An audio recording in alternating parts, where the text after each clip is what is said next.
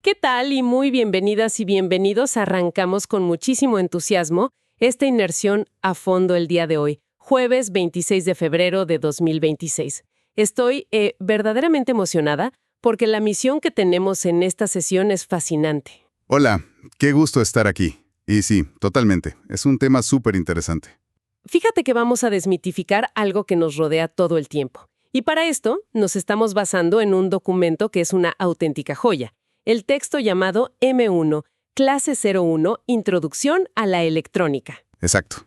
Vamos a extraer, digamos, las pepitas de oro de este manual técnico y comprobarle a quienes nos escuchan que la electrónica de ninguna manera es magia negra.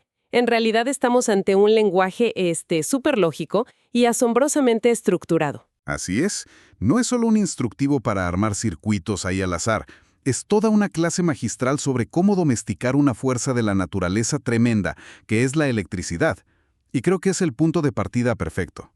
Claro, porque a todos nos afecta. Definitivamente.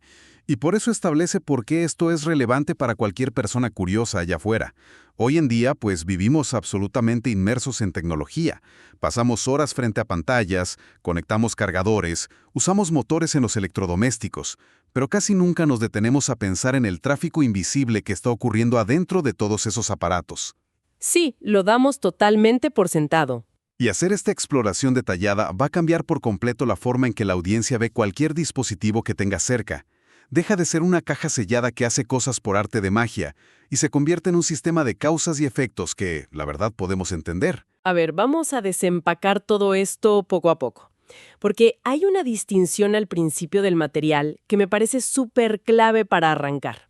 Muchas veces, en la calle, usamos las palabras electricidad y electrónica como si fueran exactamente la misma cosa. Sí, es un error muy común. Pero el documento establece una frontera muy, muy clara entre ambas. Exacto.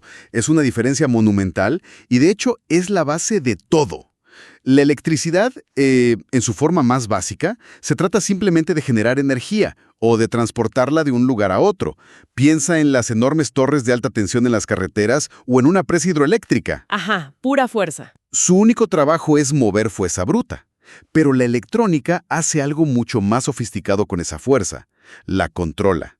La electrónica se encarga de regular los niveles de energía, de proteger los circuitos y, pues, de definir el comportamiento exacto de un sistema. O sea, le da propósito. Exactamente. Para visualizarlo, haz de cuenta que la electricidad básica es un río desbocado, lleno de fuerza que arrasa con todo a su paso. La electrónica, en cambio, sería un sistema de canales de riego finamente calculado que dirige esa agua gota a gota exactamente a la raíz de la planta que lo necesita. Me queda clarísimo, el río desbocado contra la llave de lavabo que controlas con 2 dedos. Y fíjate que eso conecta perfecto con los 2 tipos de corriente eléctrica que menciona el manual y con los que lidiamos todos los días. La corriente alterna, que conocemos como AC, y la corriente directa, o DC. Sí, las dos grandes protagonistas. Ambas son electricidad, por supuesto, pero entiendo por el texto que se comportan de maneras muy distintas. Así es. Lo fascinante aquí es cómo necesitamos de ambas en nuestra vida diaria, pero para cosas completamente diferentes.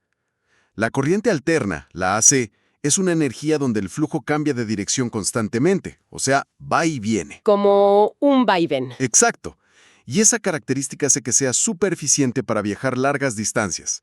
Por eso es la energía que sale de las plantas generadoras y llega hasta los enchufes de nuestras casas. Claro, viaja mejor. El problema es que los equipos electrónicos, los microprocesadores y las pantallas de los celulares, pues no pueden trabajar con esa energía que va y viene, se volverían locos. Se queman, me imagino. O simplemente no procesan nada. Necesitan corriente directa, la DC, que es un flujo estable que marcha siempre en un solo sentido, como el de una simple pila. O sea, la energía llega a nuestra casa bailando de un lado a otro, por así decirlo, pero la computadora necesita que marche en línea recta para poder procesar la información de forma lógica. Tal cual. Por eso todo equipo electrónico necesita convertir esa corriente alterna en corriente directa internamente. Esa es la razón por la que el cargador de una laptop tiene ese bloque pesado o por qué los cargadores de celular se calientan cuando los tocamos. Ah, claro. Están haciendo ese trabajo de conversión, aguantando ese golpe para que los componentes delicados del teléfono puedan operar tranquilos. Qué locura pensar que cada cargador está haciendo ese trabajo sucio en silencio ahí tirado en el piso. Y bueno, hablando de pilas y de esta corriente directa, algo que me voló la cabeza del material es que no te deja nada más en la teoría abstracta. No, para nada. Medir una pila común y corriente de 1.5 voltios. Un ejercicio súper práctico. Y ahí entra un tema que suena muy técnico, pero que es vital: la polaridad. Yo te pregunto, ¿por qué importa tanto de qué lado ponemos los cables para medir una simple pila? Importa muchísimo porque la polaridad define las reglas de cómo fluye esa energía. En el multímetro tienes dos cables, o puntas como les dicen. La punta roja es tu referencia positiva y la punta negra es tu referencia negativa. Ok, rojo positivo, negro negativo. Si tú pones la roja en el lado positivo de la pila y la negra en el negativo, la pantalla te va a mostrar 1.5. Todo normal. Pero ¿qué pasa si las cruzas? Si las pones al revés. Exacto.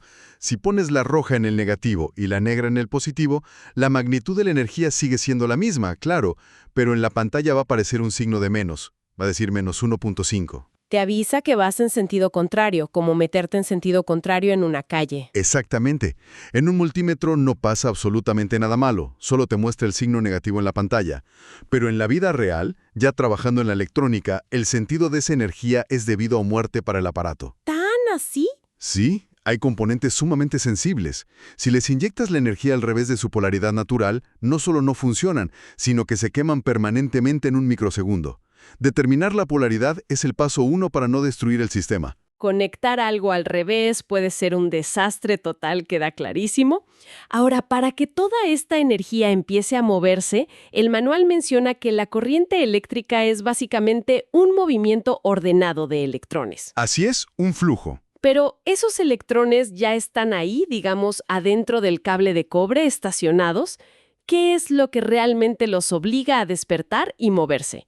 Porque el manual cita 3 condiciones súper estrictas para esto. Sí, y el manual es categórico en este punto. Tienen que cumplirse 3 condiciones simultáneamente. Si falta una, simplemente no hay corriente. A ver. La primera es tener una fuente de energía, algo que empuje a esos electrones. La segunda es que existe una diferencia de energía entre 2 puntos, que es lo que técnicamente conocemos como voltaje. Ok, el empuje y la diferencia. ¿Y la tercera? La tercera, que suele ser donde ocurren la mayoría de las fallas en la vida real, es tener un camino conductor completamente cerrado. Claro, como un circuito de carreras, si rompes el puente en medio de la pista, los coches no pueden dar la vuelta. Exacto. Si cortas el cable o si abres el circuito, los electrones se detienen al instante. De hecho, eso es exactamente lo que hace el interruptor de la luz en la pared de tu casa. Ah, no me digas, solo rompe el camino. Simplemente rompe físicamente ese camino cerrado. Separa 2 metales. Y hay que recalcarlo, porque sin ese camino cerrado, sin corriente eléctrica circulando, no hay señal, no hay procesamiento de datos y no hay ninguna respuesta del equipo. Es la regla 0 del diagnóstico técnico. Y aquí es donde la cosa se pone realmente interesante. Porque una vez que logramos que esa corriente fluya y tenemos nuestro camino cerrado, el texto nos dice que no podemos dejarla correr a sus anchas. Sería peligrosísimo. Y por eso introduce este concepto de la resistencia eléctrica. Al principio suena como si fuera un muro de contención que bloquea todo, pero por la forma en que lo describe el documento, parece que es otra cosa distinta. Sí, imaginarlo como un muro es un error muy común. Es mucho más útil imaginar la resistencia como un embudo. Es una propiedad que tienen ciertos materiales para oponerse al paso de la corriente, limitándola. ¿La va frenando? Su trabajo es estrangular un poco el flujo de electrones para proteger a los componentes más delicados que están más adelante en el camino. Componentes que si recibieran toda la fuerza de golpe, literalmente explotarían. Y sobre eso, el manual tiene una advertencia súper específica que me llamó mucho la atención al momento de usar el multímetro para medir estas resistencias. Ah, ¿la del valor en la pantalla? Esa misma. Dice que si necesitas una resistencia de 220 ohmios para proteger un foquito LED, la pantalla te tiene que dar algo muy cercano a 220. Pero hace un énfasis tremendo en que jamás debe aparecer 220 con una letra K al lado. ¿Qué tiene de malo esa pequeña letra K? Esa letra K lo cambia absolutamente todo porque significa kilos, es decir, miles. Si la pantalla dice 220K, No estás midiendo 220 ohmios, estás midiendo 220.000 ohmios. Es muchísima diferencia. Volviendo a la analogía, pasaste de tener un embudo razonable a tener una aguja tapada. Es tanta la oposición que la corriente prácticamente no va a pasar. Si armas tu circuito con esa resistencia equivocada, no se va a quemar nada, claro, pero tampoco va a encender el LED. Parece que está roto. Parecerá que el circuito está muerto, y todo por no leer una letra minúscula en la pantalla del multímetro. Un detalle mínimo que hace la diferencia entre un circuito que funciona y pasar horas de frustración buscando el error. Y fíjate que cuando por fin pones la resistencia correcta y la electricidad fluye como debe, el material menciona que se generan efectos físicos observables. No todo es invisible. Afortunadamente, ¿no? Habla de la luz, como en los LEDs. Habla del calor y del movimiento, como en los motores. Todo esto nos da pistas de que algo está pasando adentro de los cables, ¿no? Así es. Si conectamos esto con el panorama general, esos efectos físicos son el resultado directo del esfuerzo que está haciendo el circuito. Y aquí el documento introduce un término fundamental para quienes nos escuchan: la potencia eléctrica. La famosa potencia. La potencia mide qué tanto esfuerzo hace un componente para utilizar esa energía. Si tienes un motor girando súper rápido, hay mucha potencia involucrada. Pero hay un subproducto inevitable de todo esfuerzo, y es el calor. El calor es energía disipada. Como cuando le exiges muchísimo a una computadora portátil porque estás renderizando un video, que empieza a sonar el ventilador a todo lo que da y la parte de abajo hasta quema. Exactamente ese es el fenómeno. Estás llevando el nivel de esfuerzo, o sea la potencia, casi al límite. Y el gran problema en la electrónica es que un exceso de temperatura sostenido causa daños irreversibles en los materiales. Se derriten o se degradan. Por eso le ponen los ventiladores. Por eso existen los ventiladores y los disipadores de aluminio. Y para alguien que repara equipos, el calor es información vital. Tocar una placa y sentir un componente inusualmente caliente de esos que te queman el dedo, te está gritando que ahí hay un cortocircuito o que está consumiendo mucha más potencia de la que debería. Ok, entonces ya entendimos el empuje del voltaje, el embudo de la resistencia y el calor que genera la potencia. Pero para que las personas que nos sintonizan puedan llevar esto a la práctica en sus casas sin quemar la sala, el documento detalla las herramientas del creador. La parte divertida. Y habla de una maravilla llamada protoboard, una placa de pruebas.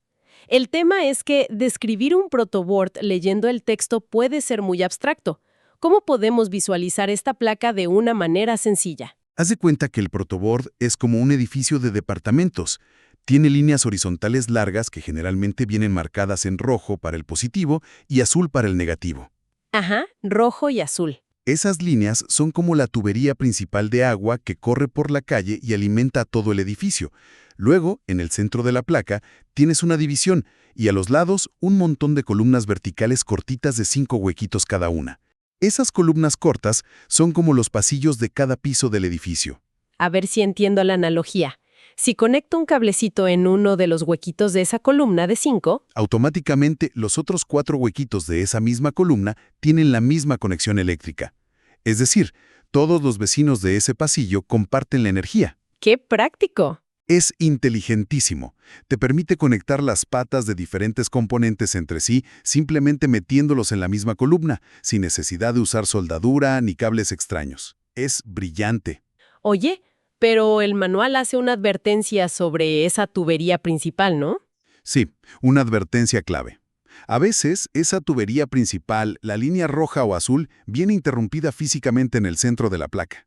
Si no te das cuenta de ese detalle, medio edificio se queda sin energía. ¿Y tú pensando que algo se quemó? Exacto.